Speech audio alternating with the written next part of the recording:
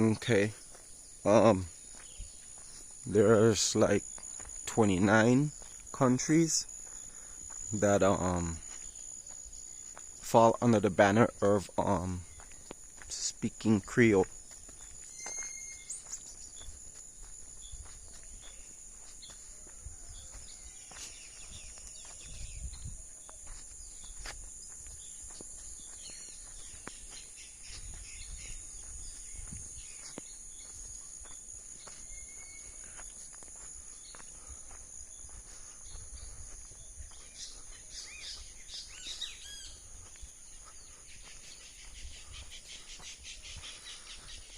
Okay, so I just chat with someone that lives in this neighborhood, and they say if I go straight down this pathway will link me and connect me to Sandy Bay.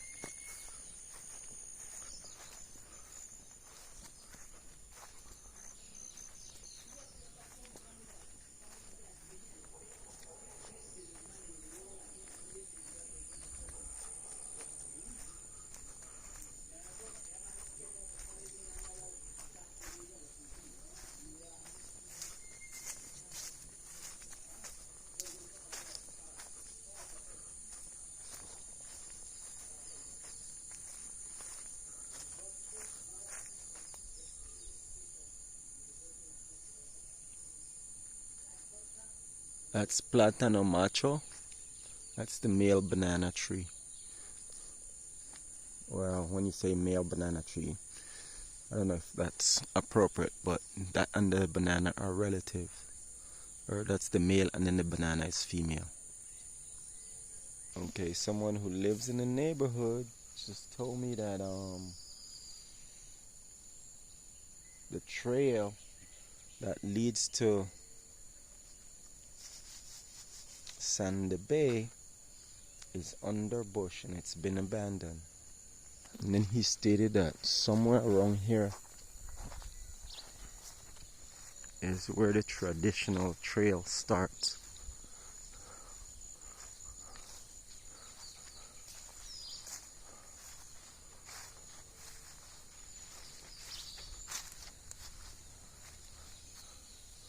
Okay, so yeah, you can see that there's a makeshift entrance there, but it's also an indication that that's on someone's private property. He said I need to put on proper footwear, but we'll just go for a little thing and see how far we can go. And he also says that you got to know where you're headed or where you're going.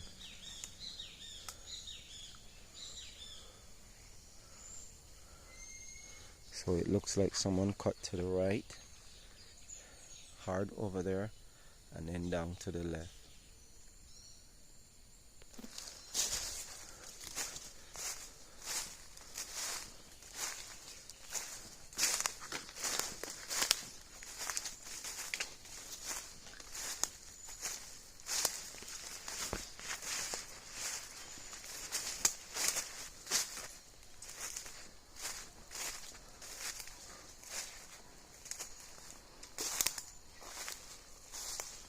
Okay. Ooh, that's a massive drop down there. It's a serious ravine.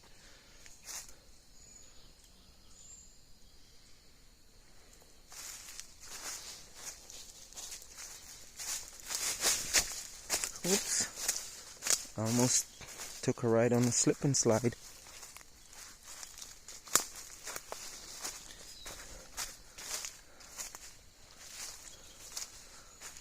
Yeah.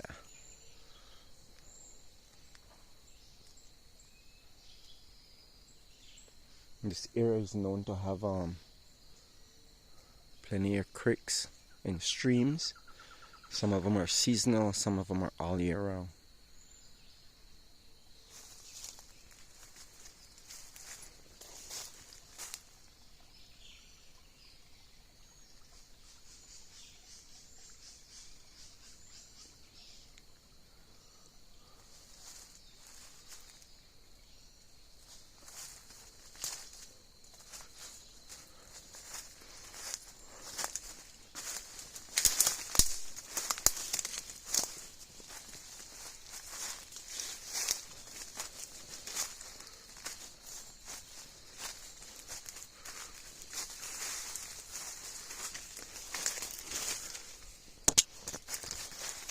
Fishes are caught some by their mouth, sometimes by their stomach. I was just caught by my hair.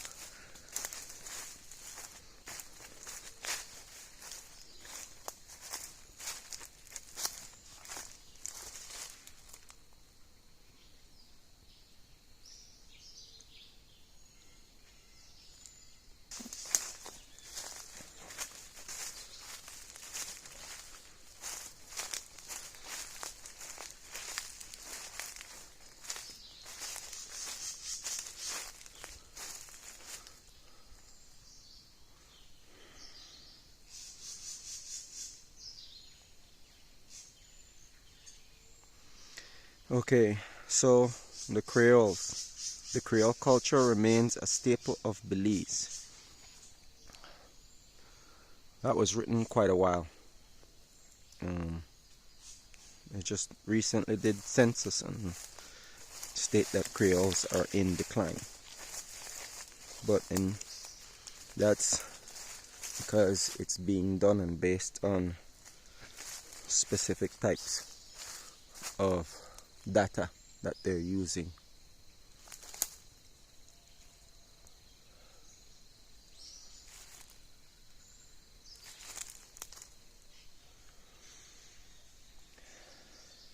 So the original date goes back to late 1700s and early 1800s. That is for primarily the country of Belize, when the British settlers and African slave gave birth to the Creole population.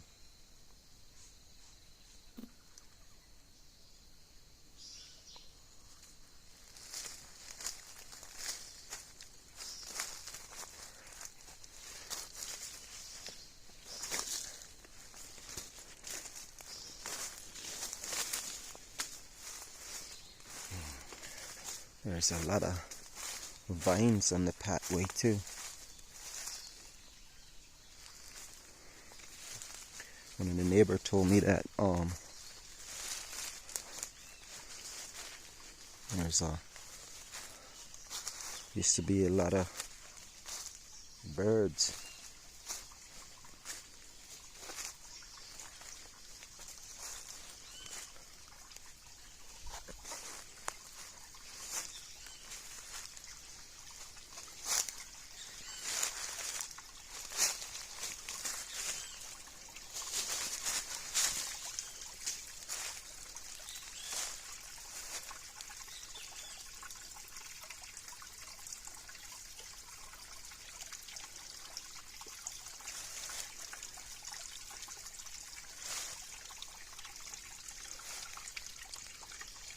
Iguanas and different types of animals that lived in the area.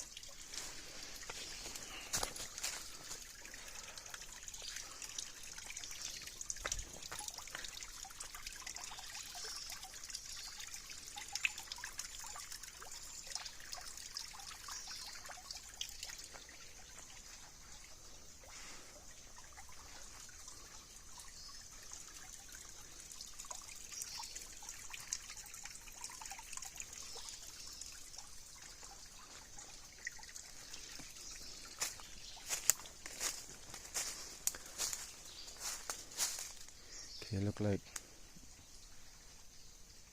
might be like a little animal trail or something coming through here.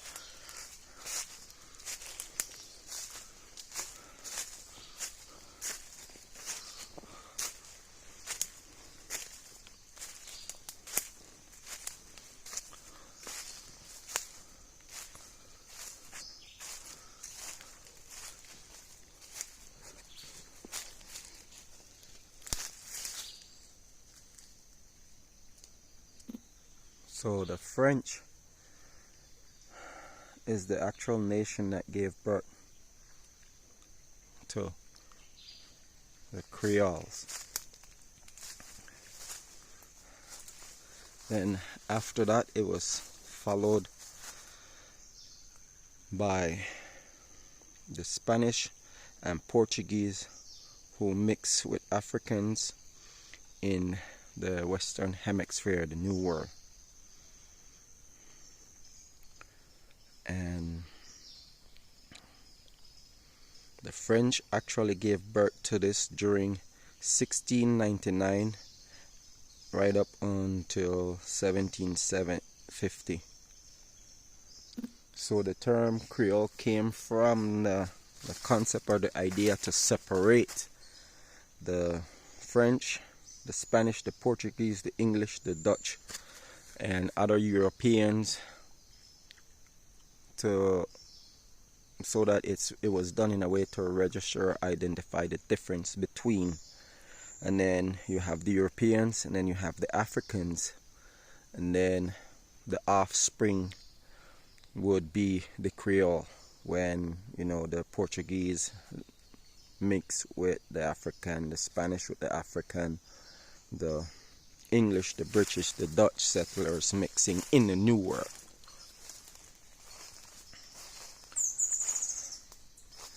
So the Creole population, and that's basically how it came about.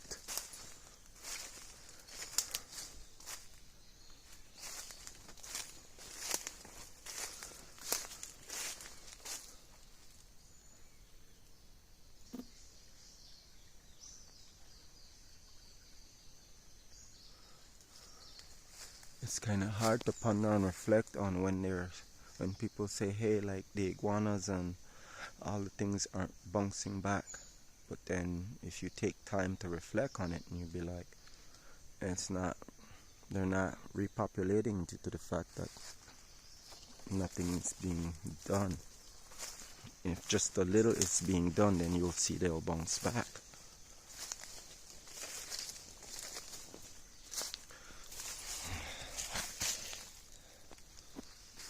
This is a herbal plant, but it's also a herb.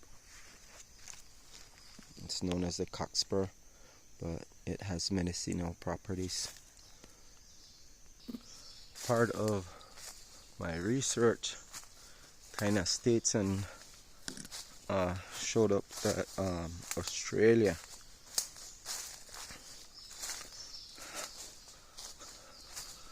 has a lot to do with Creole as well.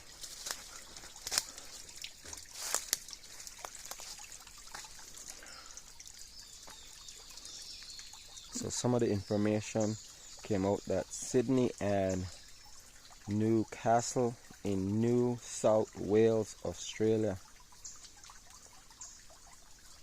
and later on spoken out in the West and Northern Territories of Australia.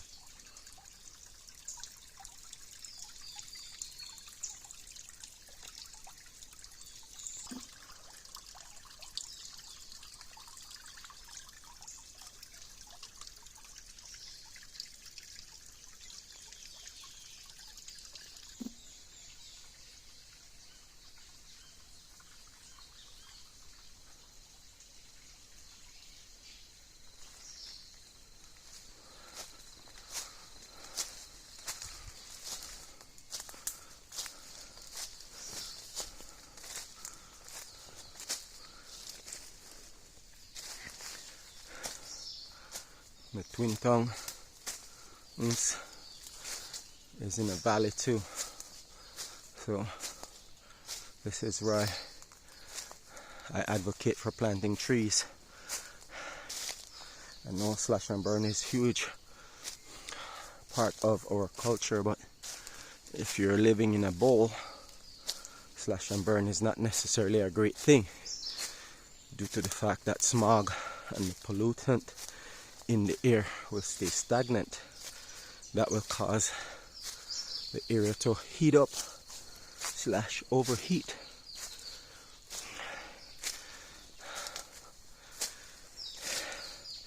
instead of burning like the leaves and stuff, cut them up into pieces smaller than 6 inches. The smaller you cut them up, the faster they will break down. Don't burn plastic. Styrofoam.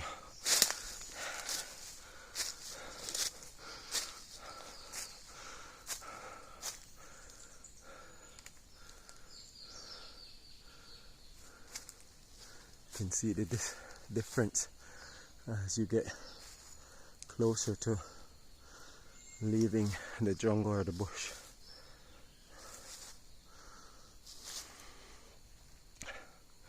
I don't advocate for coming on an adventure through here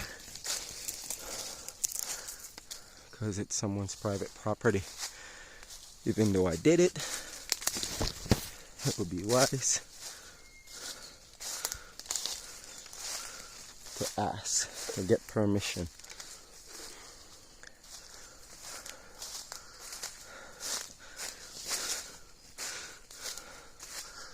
It was just stated or shown to me, or it was made to seem like they had an access, readily, easily available access to go on an adventure.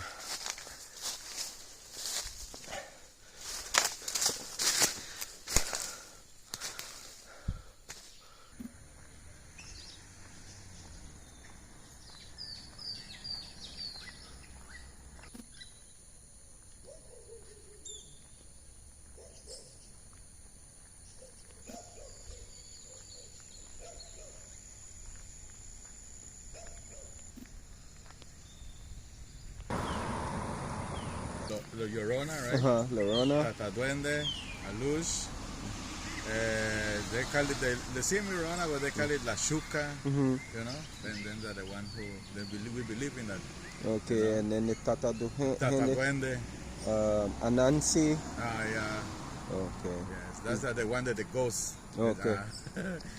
That they can tell you about all of that spiritual one. Okay. Yeah, because right there is that the one that the center of. They call it Llorona by the riverside. Yeah. You know, and all that.